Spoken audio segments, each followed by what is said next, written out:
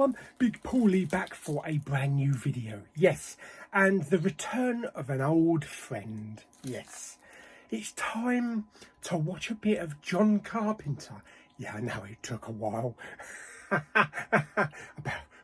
Probably about 8 months or something. Yes, last seen probably last October or even before then. But it is back. No, it's not October yet. But I said that I would get back into A Carpenter's Tale and start watching some of the leftover films that we had. So I've gone through, picked them out at random. First one to review today. First there was 2001 A Space Odyssey.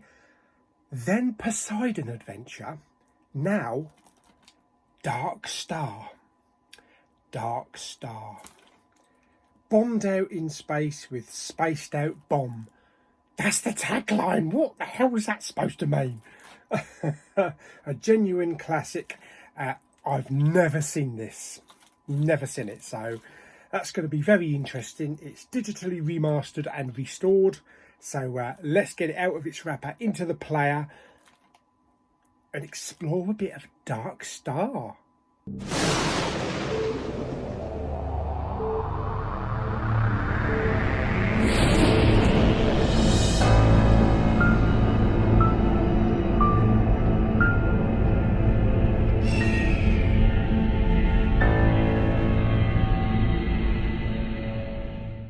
Okay, so I've got the wrapping off. It's a fairly interesting design. Let's have a look and see what we've got inside. We've got one disc. Oh,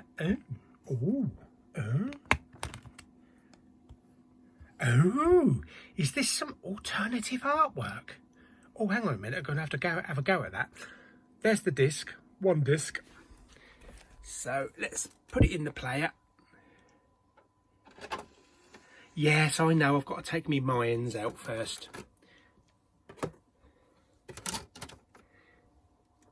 There we go. Okay, so I've taken the inlay out, and inside I thought we had maybe some alternative artwork, which is very retro. And we even have the spine done as well. So yeah, it is alternative artwork. I don't like that this is upside down, whatever this is though. The Spaced Out Odyssey. Yeah.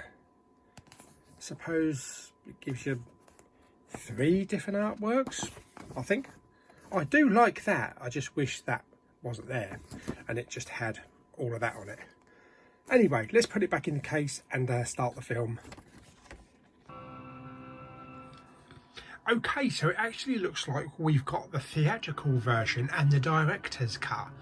So I'm going to go straight ahead and watch the director's cut.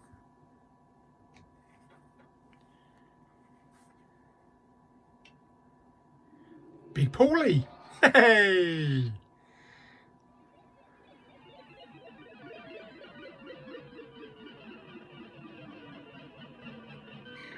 One eternity later.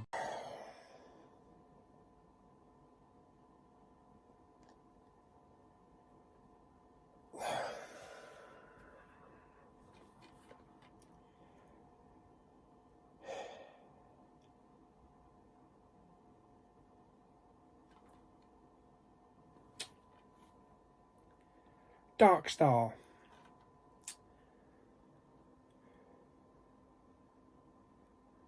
A film by John Carpenter. Right.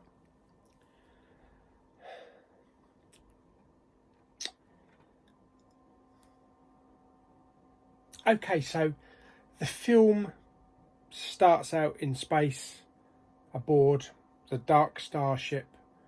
The crew are 20 years into their mission. They wander aimlessly around the galaxy, blowing up planets.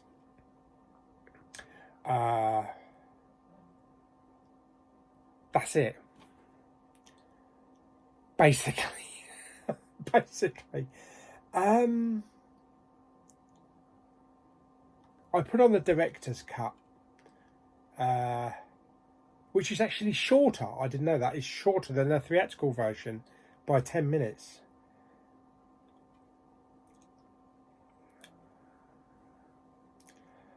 I think I lasted about 45 minutes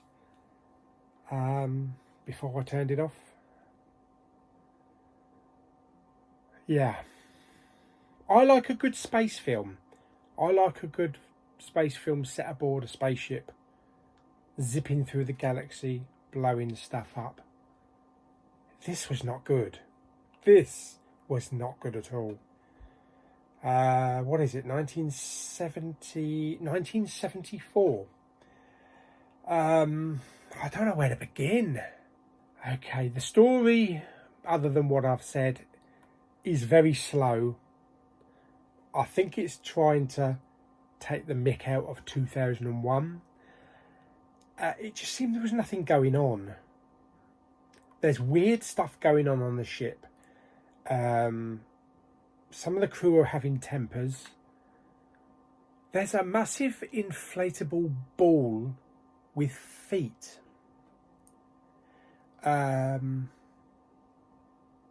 Which is straight out of like Hitchhiker's Guide to the Galaxy. The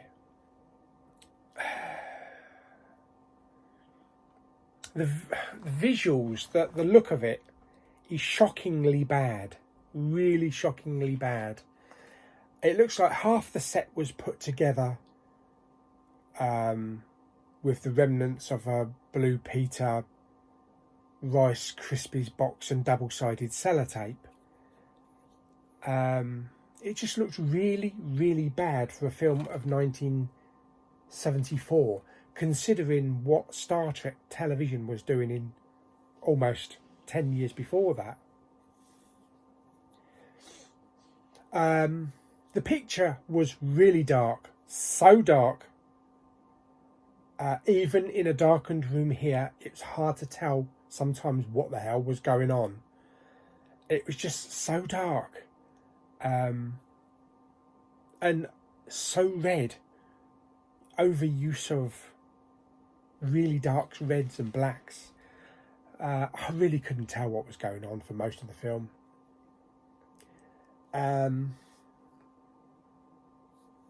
The acting was atrocious. I don't know if they were playing this for a comedy element or if they were trying to be seriously, but I've seen better acting from the homeless guy down the town. But it seriously was not a good film. It was not a good film at all. It bored me so much. Like I say, I could only get through about 45 minutes of it. And I normally like a good space film. And John Carpenter has done some good films. We've still got some good films to go. Escape from New York, Big Trouble in Little China. But he shouldn't have done space films. He should steer clear of space films because it's not good. It's not good. So yes, the acting was really bad. The special effects was probably reminiscent of the arcade game Defender.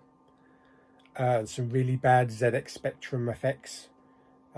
Seen much better in older films, even space films set in the 40s and filmed in the 40s and 50s had better special effects. Maybe he only had a small budget, but it didn't look good at all. The dialogue was okay, but cringy at times. Anakin Skywalker cringy. The whole crew looked like they were rejects from ZZ Top or the Bee Gees. And the music, it's like someone had given a 5-year-old kid a Casio keyboard for Christmas. Now, I've heard John Carpenter music because he does a lot of the music for a lot of his films. That was abysmal. Yeah. So, I'm not even bothering with any of the special effects, to be honest. There's a lot on here. Theatrical trailer, stills gallery, poster, lobby card. There's a 117-minute documentary, Let There Be Light, The Odyssey of Darkstar, in standard definition. And the picture quality was really, really bad.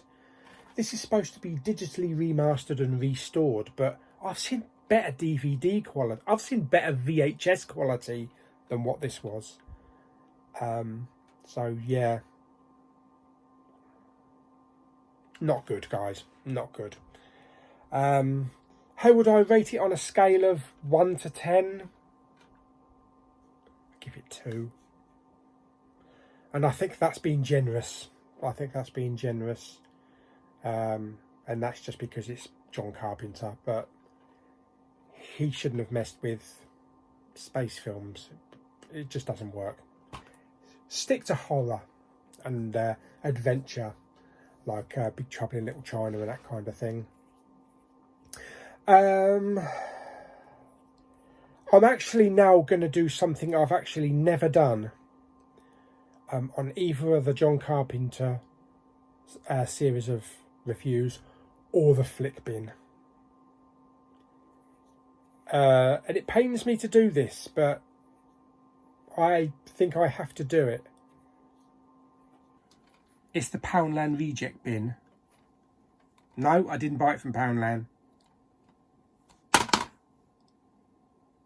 But that's where it's going.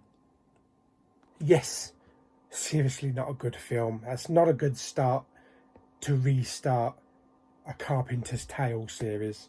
But I know there were better films to come. Maybe I shouldn't have started on that one, but I was not impressed one bit with that. It just didn't hit the mark. It was too slow, it was cringy, bad effects, bad acting, bad lighting, bad sound.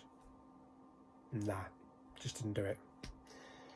Right, okay, so that's this week's A Carpenter's Tale done.